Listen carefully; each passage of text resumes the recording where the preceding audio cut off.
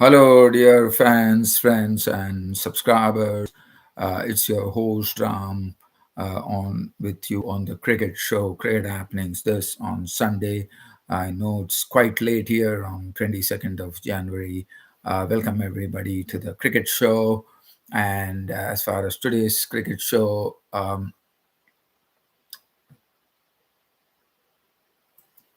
as far as today's cricket show is concerned, we look at a week's cricket roundup and also the match that was played yesterday, where India New Zealand series. India have already clinched the series against New Zealand, so it's a pretty good thing for India. They beat Sri Lanka. Now they're beaten New Zealand as well. There's only one more match to go. And I'll be talking about that game where India had an easy breezy win over New Zealand. In fact, New Zealand were the ones who really surprised everybody by plunging to a dismal total of 108, which India cleared off with absolute ease, which was expected as well. So first, let's go and see what happened this week in cricket. Now, as far as the weekly events in cricket were concerned, it's going to be a very short cricket show, let me tell you that. We know that there is a lot of cricket going on. It's a cricket overkill right now happening, especially with the Premier League sprouting around the world. South Africa holding their first ever T20 tournament. It's going on great guns right now in South Africa. Dubai, the ILT T20 is in full swing in Dubai. The Bangladesh Premier League is going on. BBL is something which everyone loves, and New Zealand in India as well, and Australia were the ones next to follow. Now, looking at this, the way things went, the first ODI between New Zealand and India was a sort of a very, very high scoring match where India were almost got 350 runs thanks to a super. I mean, what to say? I mean, there are no words to describe the innings of this youngster who actually, when he actually played in the under 19 World Cup, at the first sight of him, gave me the feeling that probably is looking like another Virat Kohli with his stylish strokes. And Shubman Gill is more calm and composed compared to Virat Kohli, but definitely Shubman Gill, what an innings! I mean, it was an innings absolutely worth watching, studded with some beautiful strokes, and also when he took over Lockie Ferguson in the slog overs to smack him for three sixes was an absolute gem. Shubman Gill making a double century. Not only that, in fact, in ODI history, he has become the youngest cricketer to score a double century in ODIs. He has become the fastest Indian to 1,000 runs in ODI cricket. Overtaking, I would say, or eclipsing the great Virat Kohli, the King Kohli, and Shikhar Dhawan, and he's an absolute role here. And what an innings that was from Shubman Gill. Paced it beautifully and played all those stunning strokes. And as you know, Shubman Gill got a big, what do you call, praise from none other than the ever great Sunny Gavaskar, the little master Sunny Gavaskar in his days, who does the cricket commentary, came with a nice command. He says, "Smooth man, Gill," and so that was the nickname given to him, a title given by the great. It was a stunning knock from Shubman Gill, making his maiden ODI double hundred, and I think he has really is going to cause a lot of headaches for India when the ODI World Cup team is to be selected because, as I said, there's intense competition in the Indian team now. Ishan Kishan made it against Bangladesh, but this innings that Shubman Gill played, let's understand the quality of attack is much better. Yes, there is no Trent Bolt and Tim Saudi, but still this bowling attack is still a really sharp attack. And so, full credit to Shubman Gill for playing a superb innings, as I said. He's the youngest Indian to 1,000 runs, the youngest ODI cricketer to actually score a century. He's younger than even Ishan Kishan, who the other time broke the record of 250 runs, a double century. But here comes Shubman Gill getting a double century. But one thought that after Shubman Gill made the century in India, went to a total of 348 odd runs, that it was just going to be something that they would have probably thought that the match was absolutely in the bag. But it was not so. It was Michael Bracewell. Now, Michael Bracewell, I mean, this was his second ODI century. He made one against Ireland, I reckon. And what a knock from Bracewell. I mean, to get the team close to that particular total was unimaginable at one point of time. But and also let's also talk about this particular pitch where where it was not very easy to bat on. There was a bit of skid onto the pitch as well. And Michael Bracewell definitely playing a superb hand. I mean, they were down in the dumps, and here comes Michael Bracewell, not only to rescue them, but take them close to victory with a super knock.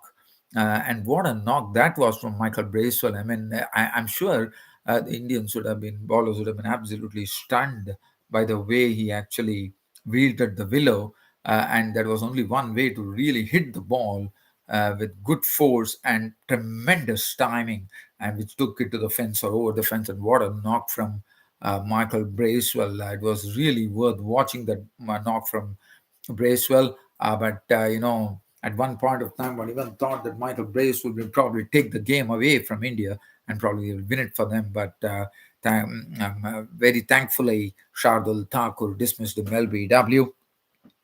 But what a knock from Bracewell. It will go a long way for him, and I think he should definitely be a part of the New Zealand ODI team when they visit India for the World Cup in October. Because let's understand one thing, that this is also a sort of dress rehearsal for them, for the opposition countries to come and play against India in India, because they yes, they do play the IPL, but again, playing on grounds. And what a knock that was from Michael Bracewell. And as I said, it will go a long way for him now. It's his highest score in ODI cricket, which will take him a long way.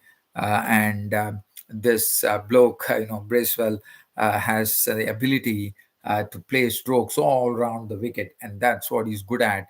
And no wonder the experts are even his coach, or the experts are even talking about this is just the beginning of, we are just seeing the beginning of Bracewell here. So you can just imagine that more and more innings of such repute are bound to come. And but as I said, India finally prevailing and winning the first ODI by ODI.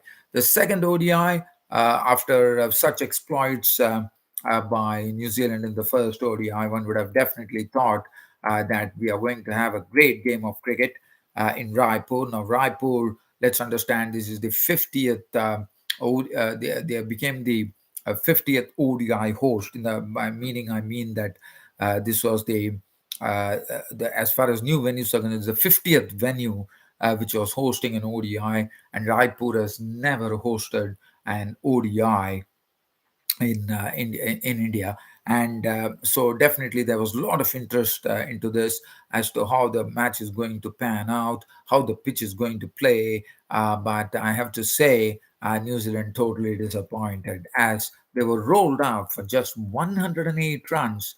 It was not a good display by them at all. If you look at the card there, Allen out for a duck, Conway 7, Nichols 2, and what a stunner taken by Pandya to dismiss Devon Conway, an absolute stunner. This one with the left hand, with his an unnatural hand, Pandya picked up the catch. Conway was driving the ball back at Pandya, and Pandya went low, and just before inches before it touches the ground, he grabbed it, and that's absolutely a great catch by Hardik Pandya. Nichols was out for two, Mitchell one, Latham one, Phillips was the only one holding it for them for 36. 22 coming from Bracewell's bat. Santner 27. Bracewell made 22, 27 Santner. And also the other day when in a partnership with Bracewell, it was Michael Santner, the other all-rounder, making a good pitch, and in the sense making a real, making a real sound combination along with Bracewell to take them closer to victory. Lockie Ferguson won Tigner. So definitely $108 was never going to be a good score. And let's say one thing. On Saturday, we had a record crowd in Raipur. The stadium was absolutely full, agog with excitement, one could call. And looking at the bowling there, Indians bowling makes a superb reading. 6 overs, 1 minute, 18 runs, and 3 wickets. Mohammad Shami was the key, no doubt about it. He was absolutely making the ball behave like a banana, as you call it, taking the ball away from the batsman, bringing the ball in, surprising them with a bounce. 3 for 18. Siraj, as usual, economical as ever. 6 overs, 1 minute, 1 for 10. Thakur, 6 overs, 1 minute, 1 for 26. Took this important wicket. Not in this match, in the first match of Bracewell. Pandya, 6 overs, 3 minutes, 2 for 16. Metronomical. Kuldeep Yadav, 1 for 29. Sundar, 2 for 7. India chasing 110 for victory. Match, as I said, it was an easy breezy, which also meant that India, by winning the second ODI, have already clinched the ODI series with one more to come. And Rohit Sharma looked his fluent self, and that was really good to see. The opening partnership is doing beautiful for India, I think. Even against Sri Lanka, they did well. So Rohit Sharma and Shubman Gill are gelling superbly, and I think this opening combination might well be the sort of template for since the match is going to be played in India. This could well be the template for India in the World Cup. Now, KL Rahul probably might be slotted a bit lower down the order to someone's liking, one could call. Rohit Sharma, 51, was very fluent, playing his beautiful pull shots. 51 of 50 balls, 7 fours and 2 6 LBW ball. Shipley, Gill was looking as fluent as ever, not a 40 when the victory came. Kohli left a victim trying to attack. Santner was stumped by Latham for 11. Kishan was not a raid. India, as I said, easy breezy victory, and it also meant that they won the series. Ferguson, I'm not going to really go into the bowling figures. There's nothing to really talk about, and that was the end of that particular game. Now, as I said, I'm not going to go. Maybe I could probably give you a sneak peek on some matches that are going on, some sort of salient features, as we call it. Just giving you some updates, absolutely, I would say. This is a game at Gapurga in South African T20, Sunrisers Eastern Cape, winning by 124 runs. Rossington played a really blitzed 70 runs of just a matter of 30 deliveries, and Real Vandermava taking 6 wickets for his old team. He used to play for South Africa, then he shifted allegiance, one could call, and he shifted over. I believe he's playing for Netherlands now. And the other match was a sort of a real high scoring match where Roman Powell, with his bat, absolutely blasted the MI Emirates bowlers. 97, Pollard making 86, and Dubai Capitals 222 for 3. Emirates could raise only 206 for 5. And other than that, we can have a look at some. Also, South Africa, we already looked at it. So there's nothing to really talk about, dear fans. I think it's a very short cricket show today. Thanks for your company as always. And I think the third ODI is coming against a mere formality, but New Zealand would be hoping that they could put it across India in the final ODI. Other than that, I can say Umran Malik has been bowling some real express pace, but what is very important for Umran Malik is to have that control that is being lacking. If he can do that, he could be a big, big asset, and I think it would be a certainty for the one-day internationals in the World Cup. And you could rattle a lot of timbers, according to me. Well, dear fans, subscribers, on this note, it's time for me to pull the curtain down on this cricket show by bidding you all good night. Thank you.